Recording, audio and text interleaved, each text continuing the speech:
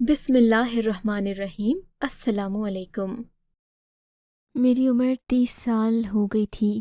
میں شکل کی تو خوبصورت تھی، پر عمر کے ساتھ ساتھ رنگ روپ ڈھلتا جاتا ہے۔ میرے ساتھ بھی ایسا ہی ہوا تھا۔ میری جوانی ڈھل رہی تھی، پر ابھی تک مجھے اپنے جوڑ کا کوئی نہیں ملا تھا۔ میری اماں کی بھی کوئی خواہش نہیں تھی کہ میری شادی ہو۔ اماں ابا تو یہی چاہتے تھے کہ میں ساری زندگی ان کے گھر برتن دھوتی رہوں، روٹیاں پکاتی رہوں۔ ایک دن اماں مجھ سے کہنے لگی، بیٹی گرمی بہت ہے، تو روٹی بنا لے۔ میں نے کہا، اماں میں تھکی ہوئی ہوں، میں روٹی نہیں پکا سکتی، کب تک بھائیوں کی روٹیاں پکاؤں گی؟ تم ان کی بھی شادی کرو اور میری بھی، مجھے اس گھر سے رخصت کرو۔ اماں چل کر بولی، تیری ایک نہیں 4 شادیاں ہوں، مجھے تو نے تنگ کر رکھا ہے۔ اتنی بے باک لڑکی میں نے آج تک نہیں دیکھی۔ ارے ہم تو ایسے شرم کے مارے ہوتے تھے کہ اماں ابا کے سامنے کبھی ایسی بات کرنے کا سوال ہی پیدا نہیں ہوتا تھا۔ پر ایک تو ہے، اتنی بے شرم کہ صبح شام اپنی شادی کی رٹ لگائے رکھتی ہے۔ تجھے ذرا شرم نہیں آتی؟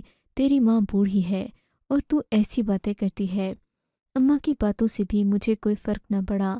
میں نے کہا، اماں میں شادی کرنا چاہتی ہوں، اور شادی کرنا ایک نیک کام ہے۔ میں کون سا تمہیں یہ کہتی ہوں کہ تم میری پسند کی شادی کرواؤ، کہیں سے اچھا رشتہ ڈھونڈ کر لاؤ، میں کسی سے بھی شادی کرنے کو تیار ہوں۔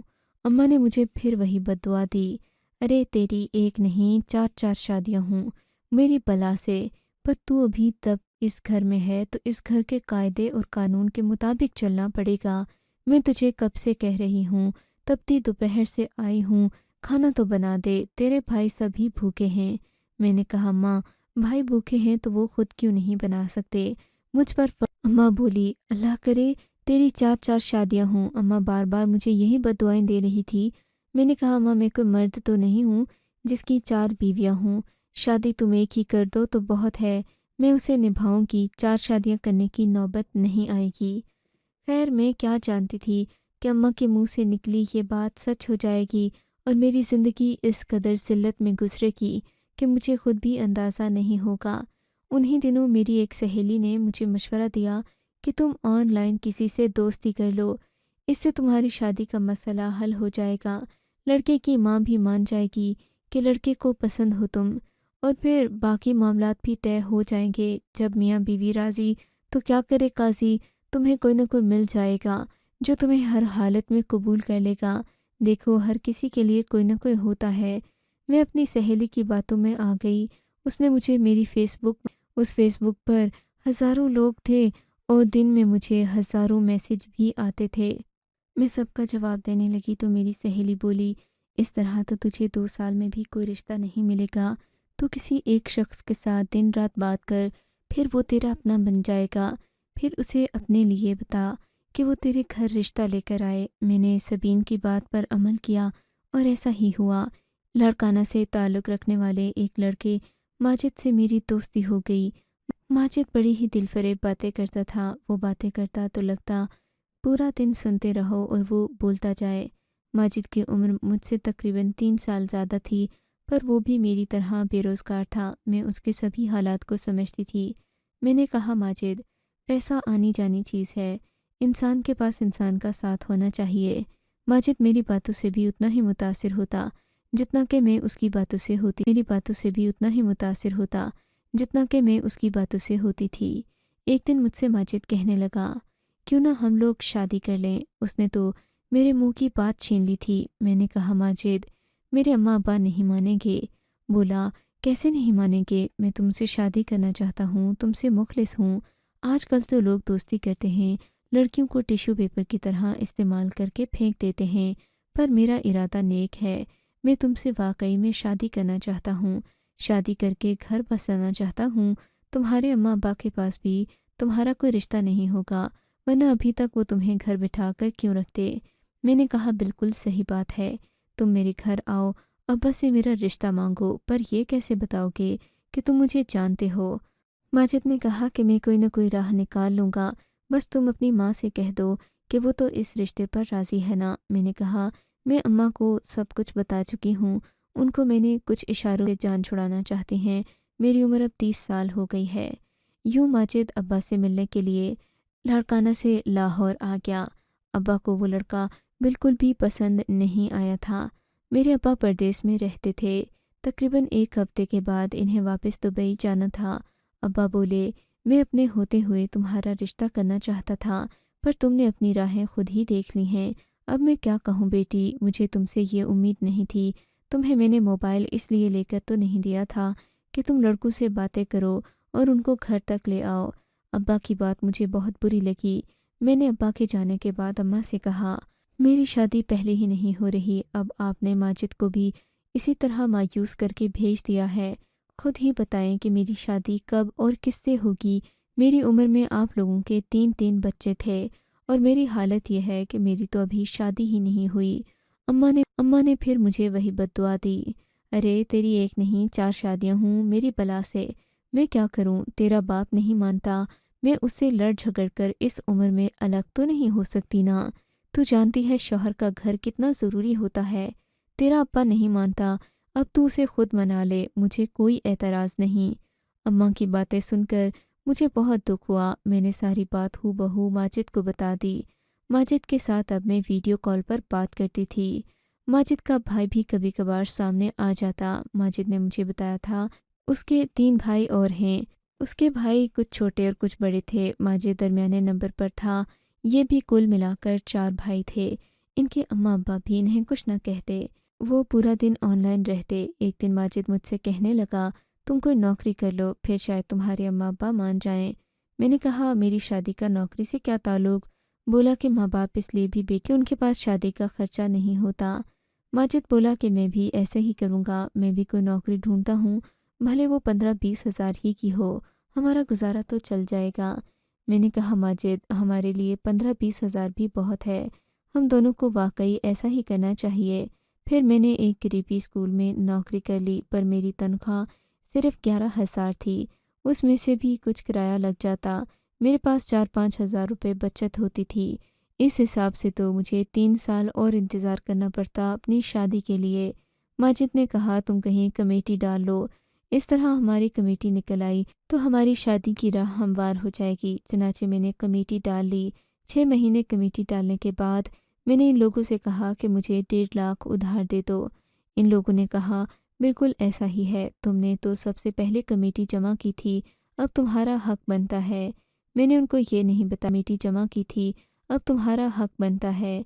मैंने उनको ये नहीं बताया कि मैं 1.5 लाख किस मकसद के लिए ले रही हूँ। मुझे तो शादी करके लाड़काना चले जाना था, फिर ये जाने और इनकी कमेटी। मैंने दिल में सोचा। 1.5 लाख जमा करने के बाद मैंने अब्बा से कहा कि मेरे पास शादी का खर्चा भी है, अब तो आप मेरी शादी कर दें। अब्बा ने अम्मा से कहा कि तुम अपनी बेटी को संभालो, वरना ये तो घर से ही भाग जाएगी, और इससे पैसे भी लेकर रख दो, ज़रूरत के वक्त काम आएंगे। अब्बा की बात सुनकर मुझे बड़ा अफसोस हुआ। मैंने पैसों की तो हवा अम्मा को नहीं लगने दी, पर हाँ, ये बात मेरे मामू तक पहुंच गई। मैं भी हैरान थी कि अचानक मामू को मेरी हमदर्दी कैसे सताने लगी। मामू घर आए। इन्होंने अम्मी से कहा, तुम्हारी बेटी खामखा पैसे ज़ाया कर रही है, इसे कहो यही पैसे कारोबार में लगा ले। मैं अच्छा खासा तो कारोबार करता हूँ, मुझे ये 3-4 महीनों के बाद ये रकम बढ़ा कर दूंगा, उसी का ये जहेज़ भी ले सकती है। लड़की के पास अच्छा मजबूत जहेज़ हो तो कोई भी लड़का उससे शादी के लिए तैयार हो जाता है। मामू की बात मुझे बहुत बुरी लगी। मैंने कहा, मामू जान, मेरे पास कोई पैसे नहीं हैं, मैंने जो कमेटी से लिए थे वो वापस कर दिए। मेरी बात सुनकर मामू के तेवर भी बदल गए। बोले कि तुम्हें तो बस शादी की जल्दी है, तुम चाहती हो कि इस घर से दूर चली जाओ। मैं तो कहता हूँ कि तुम जैसी खुदगर्ज बेटियाँ खुदा किसी को ना दे। तुम्हें ना ही अपनी माँ का ख्याल है, ना उसके रिश्तेदारों का। इतनी रकम तुम उन लोगों को खिलाओगी जिनको तुम जानती तक नहीं।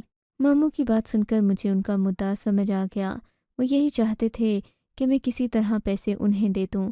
मैंने वो पैसे कमेटी वालों को वापस कर दिए और उनको साफ मना कर दिया कि मैं आइंदा कमेटी नहीं डालूंगी।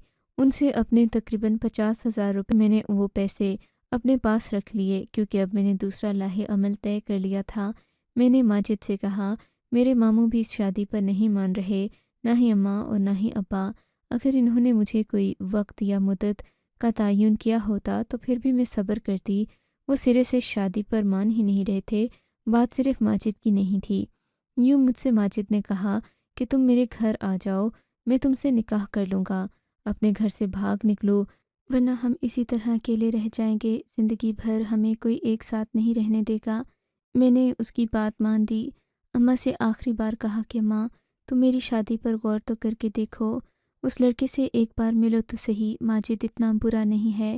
پر اماں نے کہا تمہارے ابا نے ماجد کو دیکھ لیا تھا، وہ آوارہ قسم کا لڑکا ہے، ہم تمہاری اس کے ساتھ شادی نہیں کریں گے۔ اب میں نے سوچ لیا تھا کہ کیا کرنا ہے، ماجد کو بھی بتا دیا تھا۔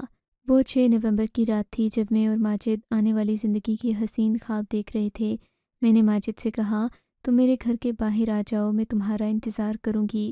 ماجد بولا کہ میں صبح تمہیں لینے آؤں گا، 4 بجے کے قریب تم تیار رہنا، اس وقت یہاں سب سو رہے ہوتے ہیں۔ میں نے بھی اس کی بات پر غور نہیں کیا۔ میں نے ماجد سے وعدہ کر لیا۔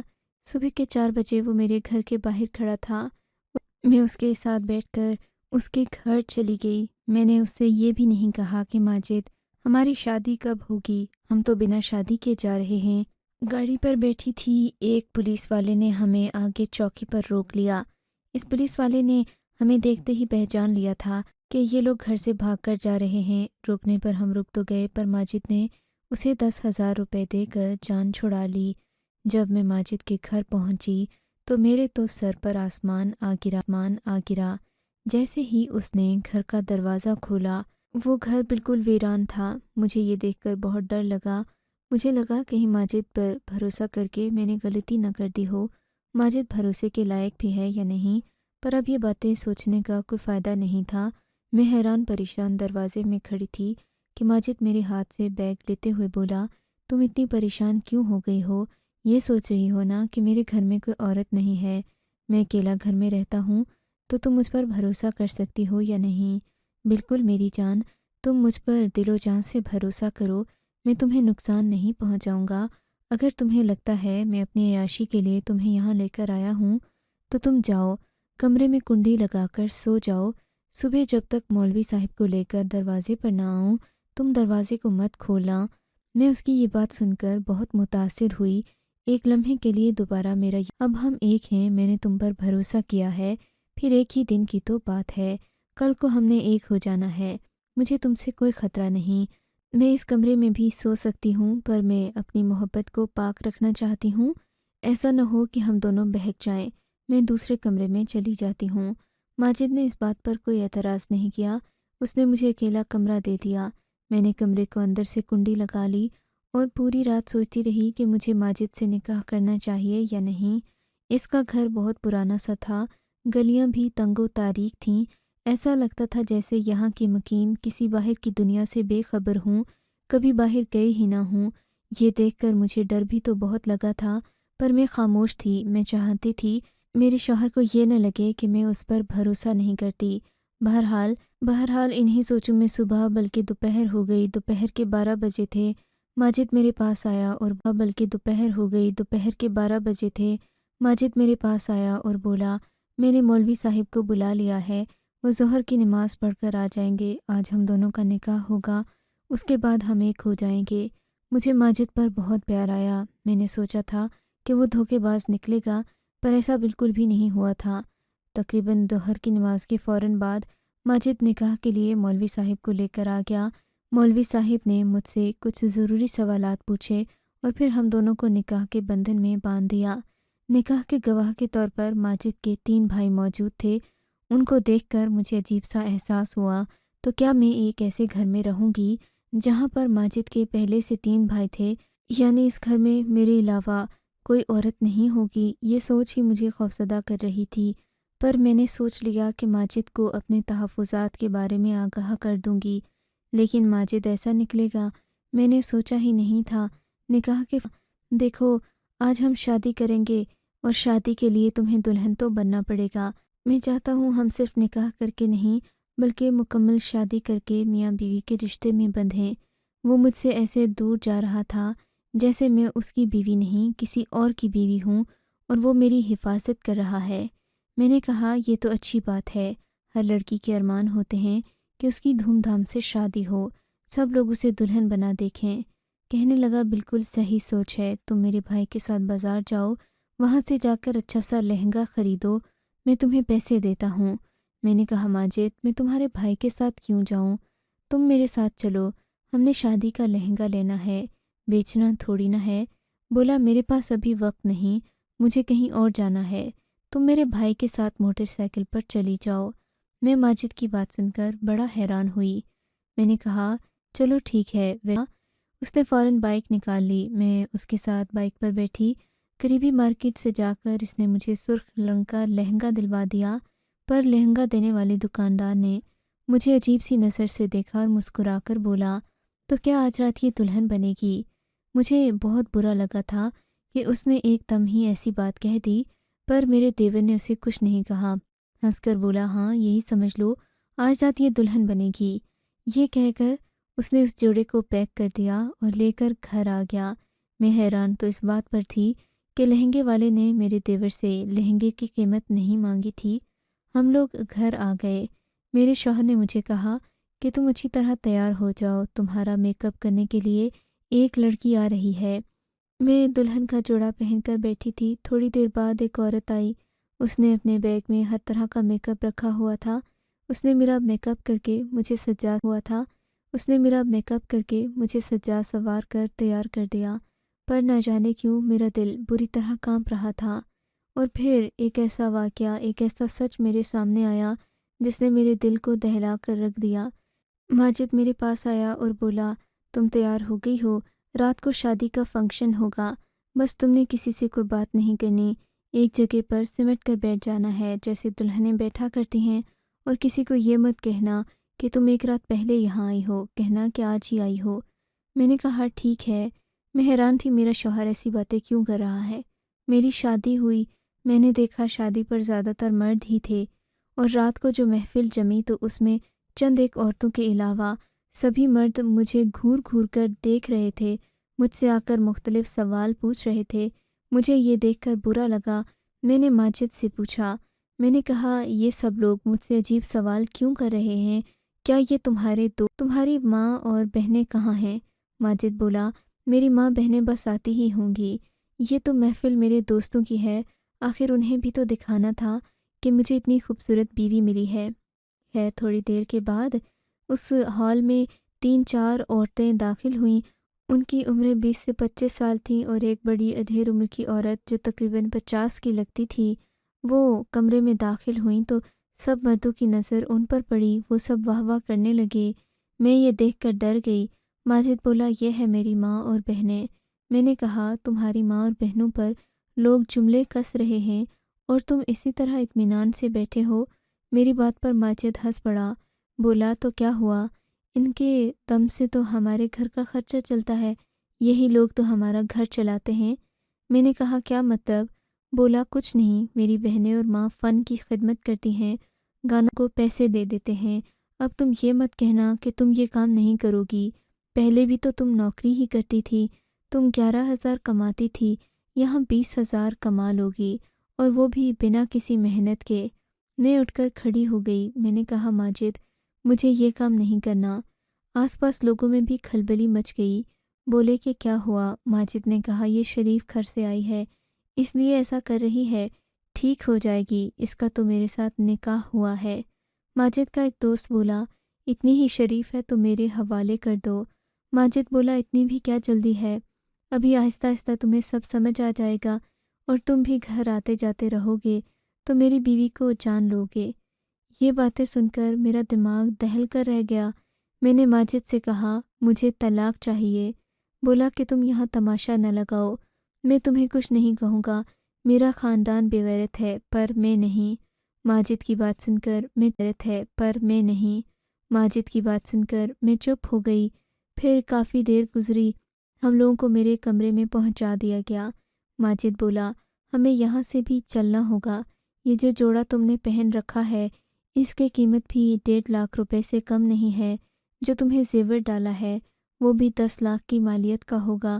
کسی کو مجھ پر شک نہیں ہے کیونکہ میں ایک طوائف خاندان سے ہوں۔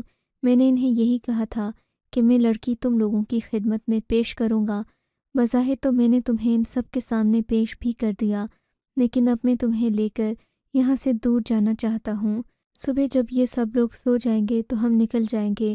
آج کی رات تم گزار لو، بس پھر دیکھنا ہماری زندگی بدل جائے گی۔ خدا جانے میری کون سی دعا، میرے ماں باپ کی دعا میرے کام آ گئی کہ میں ذلیل و رسوا ہونے سے بچ گئی۔ خدا جانے میرے شوہر میں غیرت اس وقت جاگی یا پہلے ہی اس کی نیت ٹھیک تھی، پر وہ ایک اچھی جگہ چلا گیا۔ ہم لوگوں نے وہ کپڑے زیور بیچ کر کاروبار شروع کیا اور ایک نئی زندگی کا آغاز کیا۔ پر اگر ماجد برا ہی ہوتا، اگر اس کی سوچ نہ بدلتی، تو آپ خود سوچ سکتے ہیں کہ میرا حشر کیا ہوتا۔ اسی لیے لڑکیوں کو کہا جاتا ہے کہ کسی انجان مرد پر بھروسہ ہرگز نہ کریں، چاہے وہ آپ سے شادی ہی کیوں نہ کر لے۔ آپ کو اگر یہ کہانی اچھی لگی ہے تو اس ویڈیو کو لائک کیجیے اور اس طرح کی مزید کہانیاں سننے کے لیے ہمارے چینل کو ضرور سبسکرائب کیجیے۔ کہانی سننے کا شکریہ۔ آپ سے ملاقات ہوگی اگلی ویڈیو میں، تب تک کے لیے اللہ حافظ۔